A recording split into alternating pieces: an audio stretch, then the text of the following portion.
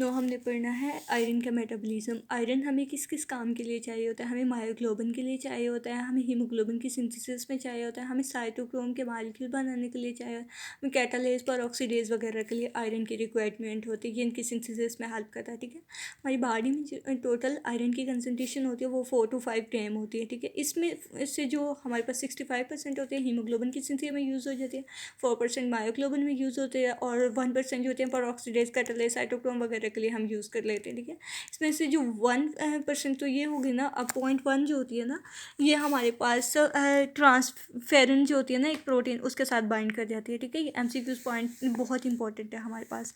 ठीक है, उसमें से जो 15 to 30% बच जाती है ना, वो हम स्टोर कर लेते हैं बॉडी में फॉर फ्यूचर यूज़। ठीक है, और ये स्टोर किस किस में होती है? हमारे पास रेटिकुलर एंडोथेलियल सेल, लिवर के पेरेन्काइमा सेल वगैरह में स्टोर हो सकती है। ठीक है, अब ये फेट ऑफ आयरन जो होती है ना, बहुत बहुत इंपॉर्टेंट यूक्यू है। आयरन जो होती है ना, सबसे पहले जो इसकी अब्जॉर्प्शन होनी होती है ना, वो हमारे पास होती है स्मॉल इंटेस्टाइन से।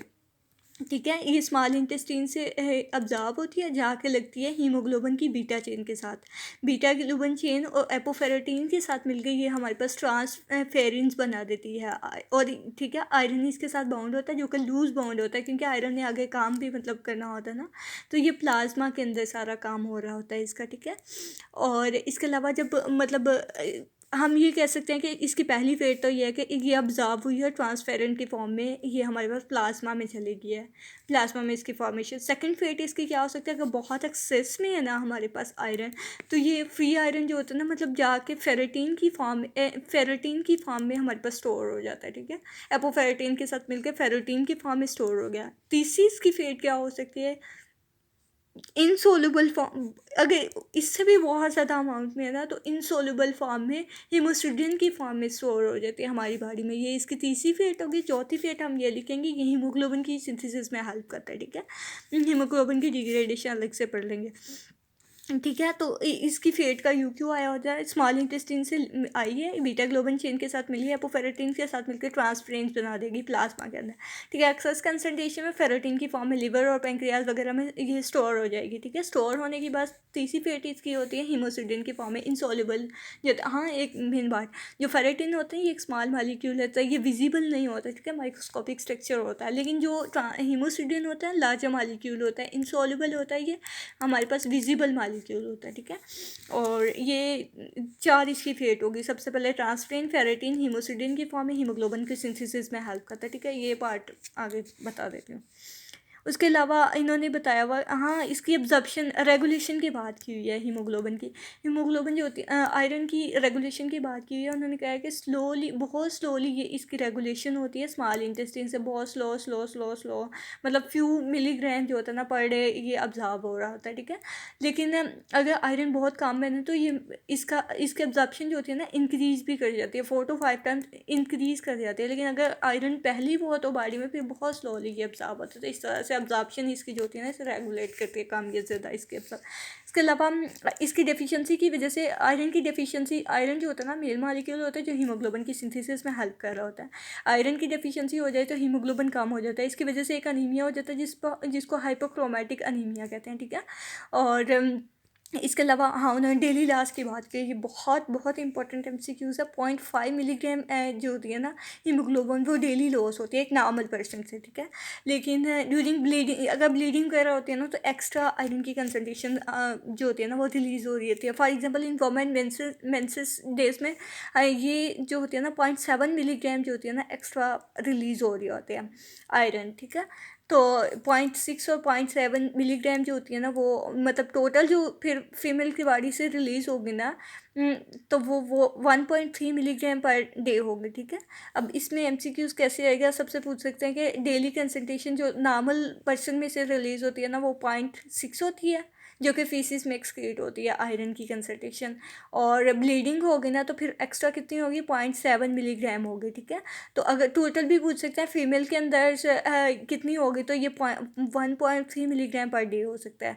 और ब्लीडिंग का अलग से भी पूछ सकते हैं, नॉर्मल कंसल्टेशन जो फीसिस में एक्सक्रीट हो रही है उसके भी MCQs पूछ रहे हैं। रेगुलेशन की बात कर ली है कि GIT से एब्जॉर्प्शन वगैरह होती है। उसके बाद है जैसा लाइफ स्पेन ऑफ RBCs, बहुत इंपॉर्टेंट MCQs है। ठीक है, लाइफ स्पेन जो होता है ना टोटल RBCs का, वो 120 डेज़ होता है। और इसमें ना तो माइटोकॉन्ड्रिया होता है आरबीसीज में, ना ही अब इसका मेटाबॉलिज्म कैसे होगा, ये कैसे खुद को मतलब डिस्ट्रॉय करेगा, इसकी कैसे मतलब हाफ लाइफ जो है ख़त्म होगी ना। इसमें पहली बात है माइटोकॉन्ड्रिया भी नहीं है, एंडोप्लाज्मिक रेटिकुलम भी नहीं है, न्यूक्लियस भी नहीं है। फिर कौन सी ऐसी मतलब ऑर्गेनेली है जो इसको डिस्ट्रॉय करने में हेल्प कर रही है, ये कौन सी ऐसी चीज़ है जो इसकी लाइफ को ख़त्म करे। तो वो हमारे पास साइटोप्लाज्मिक इंजाइम होते हैं कुछ, ठीक है। और इन इंजाइम का काम क्या होता है कि ये एटीपी फ्यू अमाउंट में एटीपीज़ की सिंथेसिस में हेल्प कर सकते हैं, ग्लूकोज के मेटाबॉलिज्म में हेल्प करते हैं, ठीक है। इसके अलावा इसके जो मेन फंक्शन है, ये सब रट्टा लगाने वाले हैं, लेकिन इसमें यह मेंटेन करता है प्लायबिलिटी, मतलब फ्लेक्सिबिलिटी जो होती है मेम्ब्रेन की, उसको मेंटेन करता है। और इसके अलावा मेम्ब्रेन के अंदर से ट्रांसपोर्ट वगैरह में हेल्प करता है। और इसके फेरस फॉर्म में रखता है, क्योंकि फेरस फॉर्म जो होती है ना वही आयरन की हीमोग्लोबिन की सिंथेसिस में हेल्प करती है। तो ये साइटोप्लाज्मिक जो इंजाइम होता है ना, ये इसके काम होते हैं कि ये फेरस फॉर्म में आयरन को रखता है रेदर देन फेरिक फॉर्म, ठीक है। और इसके अलावा ऑक्सीडेशन ऑफ प्रोटीन्स जो होता है ना उसे प्रिवेंट करता है इन दी आरबीसीज के अंदर, प्लायबिलिटी को मेंटेन करता है, ट्रांसपोर्ट में हेल्प करता है, फेरिस फॉर्म में आयरन को रखता है, और ऑक्सीडेशन ऑफ प्रोटीन को प्रिवेंट करता है, ठीक है। इसके अलावा मतलब इसकी जब हाफ लाइफ मतलब 120 डेज़ के बाद ना इसकी मेम्ब्रेन पहली बात तो यह खुद से ही वीक होना शुरू हो जाती है। और जब ये वेसल्स ब्लड वेसल कैपिलरी वगैरह के अंदर से पास करती है ना, तो ये इसकी मेम्ब्रेन रप्चर हो जाती है और ये डिस्ट्रॉय हो जाते हैं खुद से, और ये बाद में मतलब मैक्रोफेजेस जो आते हैं और इसको इनगल्फ कर लेते हैं, ठीक है। लेकिन दूसरी बात ये होती है स्प्लीन जो होती है ना, स्प्लीन के अंदर से भी ये स्प्लीन का जो डायमीटर है ना वो 3 मिलीमीटर है, ठीक है। आरबीसी का डायमीटर 8 मिलीमीटर होता है। तो जब ये स्प्लीन में से पास कर रही होती है ना, तो उसका डायमीटर तो बहुत ही छोटा है, उसमें से पास करते हुए ये सिक्यूज़ होती है और मतलब डिस्ट्रॉय हो जाती है इसकी स्ट्रक्चर, जिसकी वजह से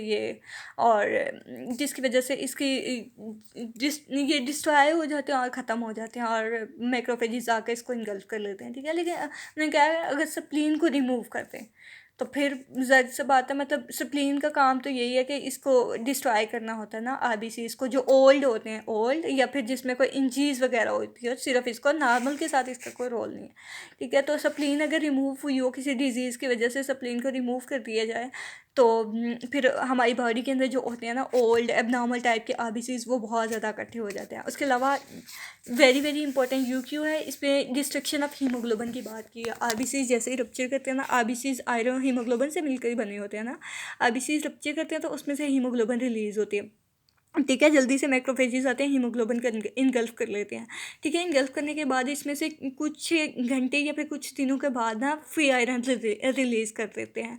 और फ्री आयरन जो होती है ना उसकी दो फेटें आ गई, या तो वो लिवर के पास चली जाती है स्टोर होने के लिए, या फिर वो बोन मैरो के पास चली जाती है न्यू आरबीसीज की सिंथेसिस में हेल्प करने का। आरबीसीज हीमोग्लोबिन की वजह से होता है ना, हीमोग्लोबिन की सिंथेसिस में हेल्प करते हैं, जिसकी वजह से आरबीसीज बन, या फिर हीमोग्लोबिन जो होते हैं ना उसका ये काम भी होता है कि ये उसको मैक्रोफेजेस ने जैसे गल्फ की हाँ ये एक इंपॉर्टेंट बात है कि मैक्रोफेजेस में मतलब कौन से सेल होते हैं मेनली जो रोल प्ले कर रहे होते हैं, तो वो कुफर सेल होते हैं, लिवर के सेल जो होते हैं ना वो रोल प्ले करते हैं। लेकिन स्प्लीन और लिम्फ नोड वगैरह जो होते हैं ना वो भी इसमें रोल प्ले कर रहे होते हैं। और ये तो हो गया ना आयरन, हीमोग्लोबिन जो होता है दो चीज़ों से मिलकर बना था, फोरफायरिन रिंग और आयरन से। आयरन की फिर तो हमने बता दिया कि ये नए आरबीसीज बनने में हेल्प करेगा, या फिर हमारे पास ये लिवर में जाके फेरेटिन की फॉर्म में स्टोर हो जाएगा। फोरफायरिन रिंग रहेगी थी ना, फोरफायरिन रिंग जो हो गई ना वो हमारे पास एक बाइल कंपाउंड है बिलिरुबिन, उसमें आके कन्वर्ट हो जाए